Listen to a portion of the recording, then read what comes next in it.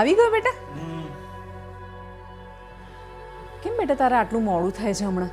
અરે મમ્મી હમણાં બહુ જ વર્કલોડ છે, પણ સ્ટાર્ટઅપમાં તો એવું રહેવાનું.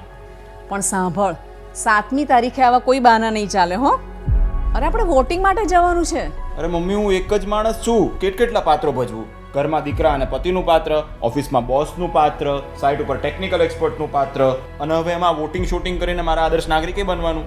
અરે બેટા, તું ખાલી આ 4 પાત્ર ભજવીને આટલો ફર્સ્ટેડ થઈ ગયો તો વિચાર તો કર, જેમના માટે આપણે વોટ આપવા જઈએ છીએ એ આપણા માટે કેટલા પાત્રો ભજવે છે, અને એ પણ 365 દિવસ 24 કલાક. અને હા, તારું આજે સ્ટાર્ટઅપ છે ને એ આ વોટનો જ કમાલ છે.